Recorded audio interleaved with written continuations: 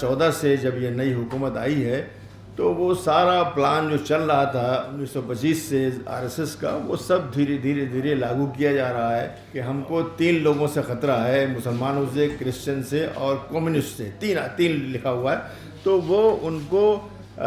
راستہ دکھانے، ان کو حاشیہ پہ بٹھانے کے لیے ساری کوشش ہو رہی ہے۔ کورٹ میں ضرور جائیں اور کیس میں ہارنا تو اس بات کا امکان ہے، مطلب سمجھ سکتا ہوں شاید 50% اس بات کا امکان ہے کہ ہم ہار جائیں گے، لیکن جانا چاہیے، آپ کی بات وہاں پہ پہنچنی چاہیے، ہسٹری میں لکھ دیا جانا چاہیے کہ ہم نے سب باتیں رکھی تھی، پھر بھی ہمارے خلاف ججمنٹ ہوا، جیسے کہ بابری میں ہوا۔ میڈیا کے بھائی، میں بھی میڈیا ہی کا ہوں، ساری زندگی میں نے میڈیا ہی کا کام کیا ہے۔ میں یہ عرض کرنا چاہتا ہوں کہ آج ہم نے جو بات کی ہے وہ مسجدوں اور مدرسوں کے توڑنے کے بارے میں اور کچھ گھروں کے توڑنے کے بارے میں، یعنی بلڈوزر کی جو یہاں پالیٹکس چل رہی ہے اس کے بارے میں، لیکن حقیقت یہ ہے کہ یہ چیز صرف ایک چھوٹا سا حصہ ہے جو کچھ ہو رہا ہے۔ جو بگر پکچر ہے وہ بہت ہی بڑی ہے۔ دراصل جو ہے 2014 سے جب یہ نئی حکومت آئی ہے تو وہ سارا پلان جو چل رہا تھا 1925 سے RSS کا، وہ سب دھیرے لاگو کیا جا رہا ہے، اور یہ کوشش ہے کہ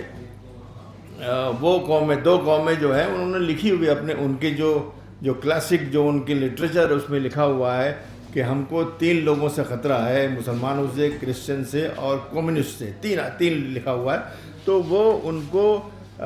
راستہ دکھانے، ان کو حاشیہ پہ بٹھانے کے لیے ساری کوشش ہو رہی ہے۔ اس میں اب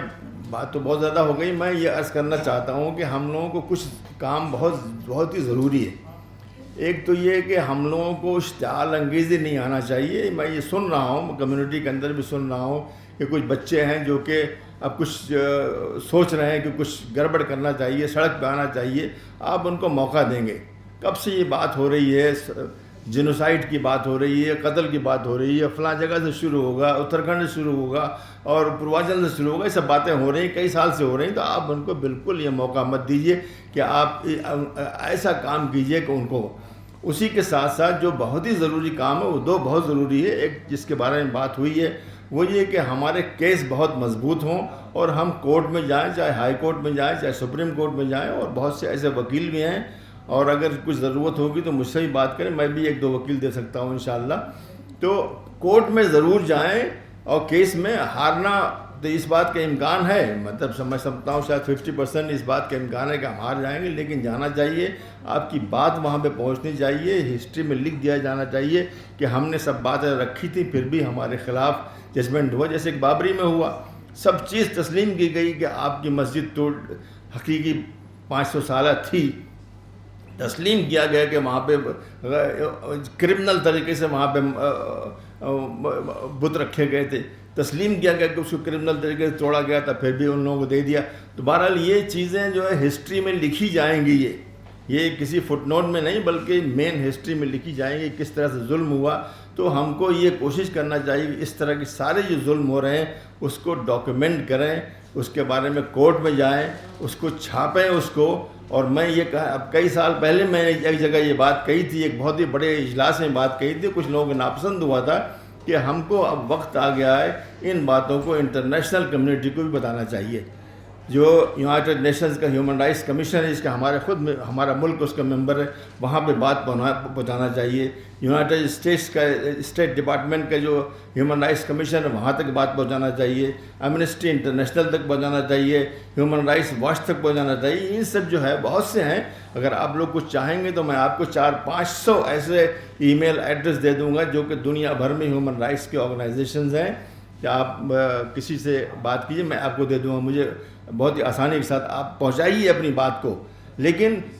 ٹھیک سے اس کو ڈاکیومنٹ کر کے، ٹھیک سے لکھ کر کے، انگلش لینگویج میں وہی چلتی ہے اور ہماری اردو وغیرہ میں نہیں چلتی ہے، تو لکھ کر کے ان کو پہنچائیے۔ یہ بھی بہت بڑا کام ہے، لڑنا ایک عدالت میں لڑنا بہت بڑا کام ہے، اور جو رائے عامہ ہے ملک کے اندر ملک کے باہر وہاں تک بھی پہنچانا بہت بڑا کام ہے۔ اور ایک بات یہ بھی ہے کہ ہم لوگ غصے میں نہ آئے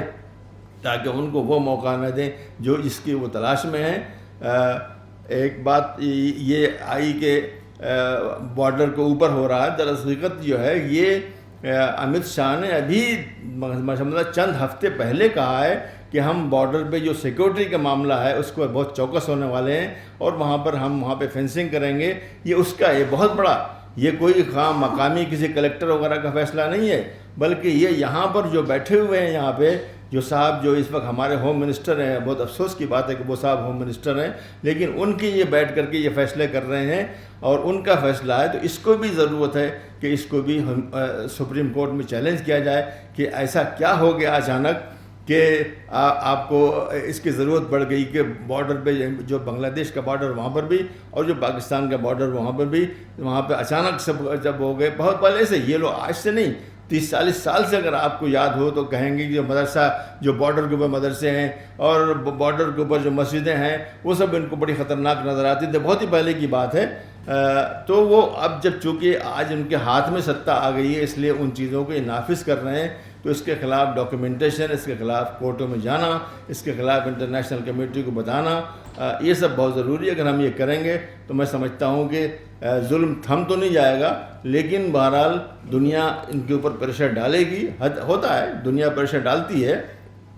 और बहुत से मामलात में हो रहा है। तो अगर ऐसा होगा तो मैं समझता हूँ कि इसमें कुछ न कुछ कमी आएगी। ये लोग जाने वाले हैं, ऐसा नहीं है, अगले इलेक्शन में लोग जाने वाले हैं, मुझे इसमें कोई तरद्दुद नहीं, जाने वाले हैं, लेकिन उससे पहले बहुत नुकसान करेंगे। लेकिन तब तक आपका काम भी दस्तावेज़ और लीगल तरीके से मजबूत होना चाहिए, ताकि जब ये लोग जाएं तो फिर आप लोग जो है उनके ख़िलाफ़ कार्रवाइयाँ कर सकें। ये लोग भी जेल में जाएंगे, बिल्कुल मुझे पूरा यकीन है कि बहुत से जो हरकतें कर रहे हैं ये लोग भी जेल में जाएंगे और उनको सज़ा मिलेगी।